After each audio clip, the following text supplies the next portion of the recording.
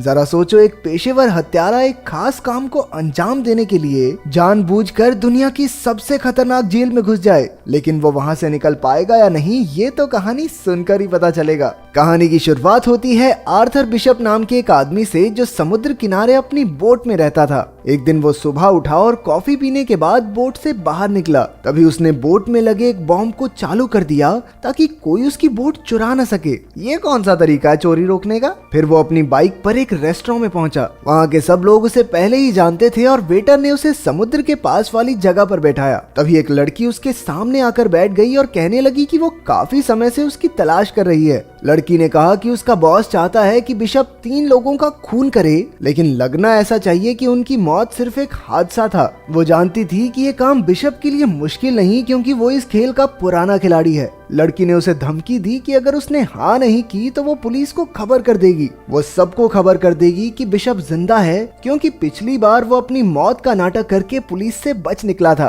तभी बिशप ने देखा कि इस लड़की के साथ कुछ और भी लोग हैं जो उसे ही देख रहे थे। अचानक उसने अपना फोन निकाल कर उस लड़की की तस्वीर ले ली। जैसे ही लड़की ने बंदूक निकालने की कोशिश की तो बिशप ने उस पर हमला कर दिया। ये देखकर लड़की के साथी भी बिशप पर टूट पड़े, लेकिन उसने एक एक करके सबको धूल चटा दी। फिर बिशप ने देखा कि नीचे से और गुंडे उसे पकड़ने आ रहे हैं, इसलिए वो दीवार से कूदकर एक केबल कार पर लटक गया। उस लड़की ने अपने साथियों के साथ बिशप का पीछा किया और केबल कार में घुस गई। वो बिशप को अंदर ढूंढ रही थी, लेकिन वो तो छत पर था। लड़की ने छत पर बंदूक चला दी, लेकिन बिशप ऐन वक्त पर कूद गया और एक पैराशूट पर जा गिरा। रात को जब वो अपनी बोट पर जाने लगा तो उसने देखा कि 2 लोग पहले से ही वहां मौजूद थे। उसने बिना समय गवाए अपना फोन निकाला और बोट में धमाका कर दिया। इसके बाद वो माल उतारने और चढ़ाने की जगह पर पहुंचा। उसने एक डब्बा खोला और अपने पासपोर्ट्स और बाकी कागज जला दिए। फिर बिशप थाईलैंड के एक टापू पर गया, जहां वो एक लड़की से मिला जिसे वो पहले से जानता था। ये लड़की वहां के एक होटल की मालकिन थी।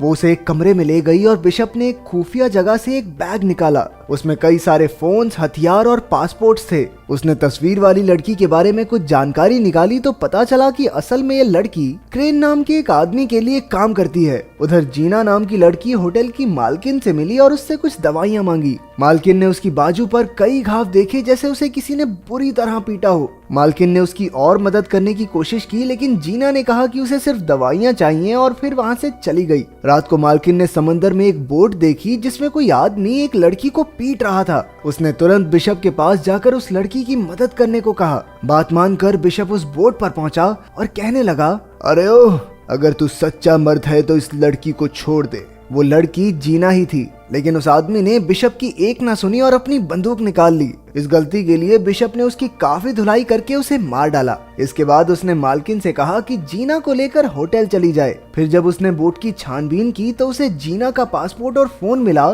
जिसमें बिशप की तस्वीर थी। आखिरकार उसने बोट को धमाके से उड़ा दिया और होटल में वापस आया। उसने जीना से पूछा कि उसकी तस्वीर जीना के फोन में क्या कर रही है। उसने जीना से साफ साफ पूछा कि क्या वो भी क्रेन के लिए काम करती है। जीना ने सहमी हुई आवाज में बताया कि क्रेन उसे धमका रहा है। अब तक जो हुआ वो क्रेन के प्लान का हिस्सा था ताकि जीना बिशप से मिल सके। जीना ने बताया, दरअसल मेरा काम तो सिर्फ इतना है कि मुझे तुमसे मिलकर एक नंबर पर कॉल करना है और फिर मेरा मिशन खत्म। बिशप ने पता लगाया कि जीना अनाथ बच्चों को पालती है जिनकी तस्करी हो रही थी। क्रेन ने जीना को धमकाकर कहा कि अगर वो उसकी बात नहीं मानेगी तो वो उसके बच्चों को मार डालेगा। बिशप ने देखा कि एक बोट टापू की ओर बढ़ रही है जिसमें बहुत से आदमी हैं जो टापू पर नजर रखे हुए थे। बिशप ने जीना से कहा, देखो, तुम्हें मेरे साथ दोस्ती बढ़ाने का नाटक करना होगा ताकि क्रेन को शक ना हो। उसने ऐसा ही किया और बिशप ने इस सब में उसे घसीटने के लिए उससे माफी भी मांगी, लेकिन उसके पास इसके सिवा कोई रास्ता नहीं था। बिशप ने बताया कि उसे जानकर खुशी हुई कि वो अनाथ बच्चों को पालती है,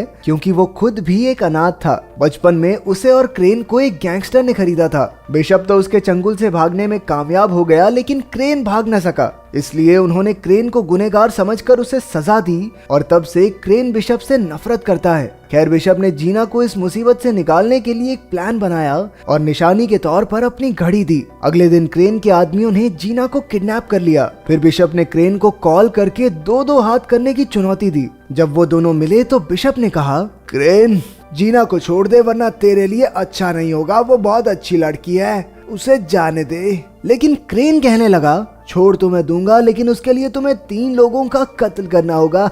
कोल्ड ब्लडेड मर्डर।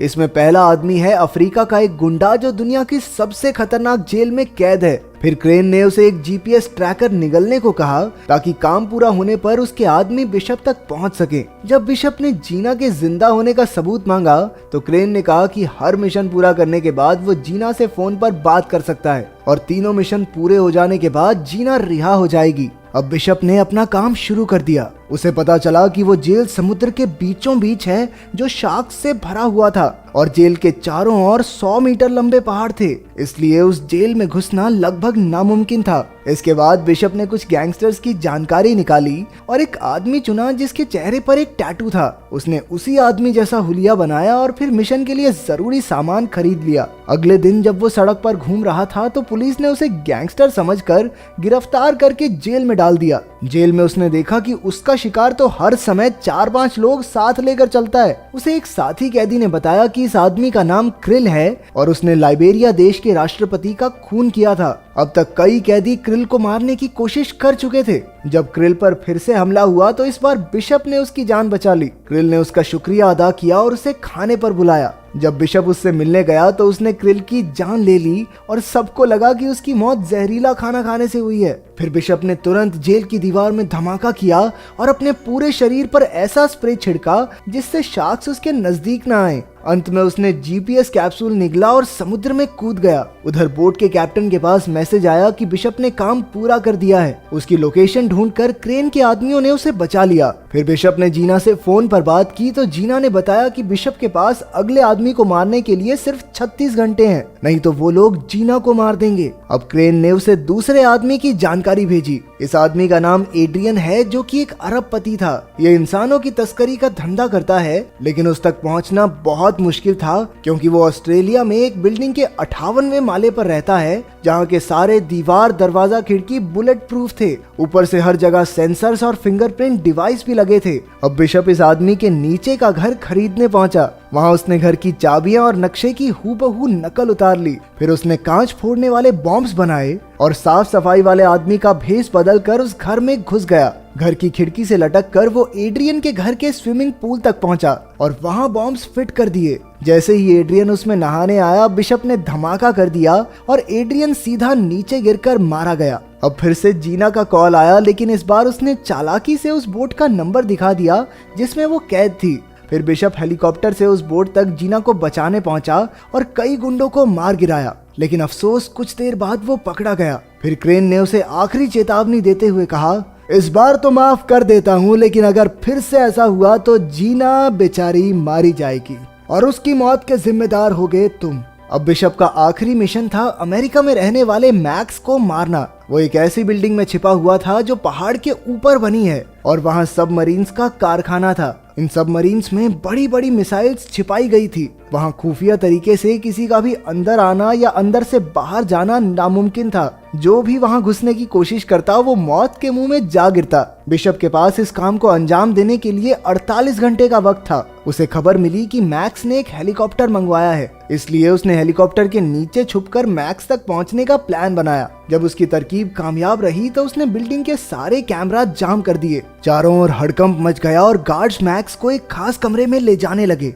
तभी बिशप ने लिफ्ट में धमाका कर दिया, लेकिन किसी तरह मैक्स खास कमरे तक पहुंच गया। हालांकि अपना हीरो तो पहले से ही वहां मौजूद था। अब वो मैक्स के साथ मिल गया और मैक्स को मारने का नाटक किया ताकि क्रेन को चकमा दिया जा सके। उसका प्लान था कि जब क्रेन के आदमी मैक्स की लाश ढूंढने आएंगे तो क्रेन बोट में अकेला होगा और उस समय उसे खत्म करना कोई बड़ी बात नहीं। उन्होंने प्लान के मुताबिक मैक्स की मौत का नाटक किया और जैसे ही वहां धमाका हुआ, बिशप उसे समंदर से बचाकर एक टापू पर ले आया। फिर बिशप ने क्रेन को कॉल करके कहा, अबे ओ जीना को छोड़ दे। लेकिन क्रेन ने पहले मैक्स की लाश देखने की मांग की। बिशप ने बताया कि लाश उसकी सबमरीन में पड़ी है। इसके बाद क्रेन ने सबमरीन पर मैक्स की लाश देखने के लिए अपने आदमी भेजे। बिशप ने भी उनके लिए हर जगह बॉम्ब्स लगाकर तैयारी कर रखी थी। जैसे ही उसके आदमी वहां पहुंचे, बिशप ने उन्हें गोलियों से भून दिया। उधर क्रेन ने ये सब अपने कैमरा से देख लिया। इसके बाद बिशप क्रेन की बोट पर पहुंचा और सारे गार्ड्स को मार डाला।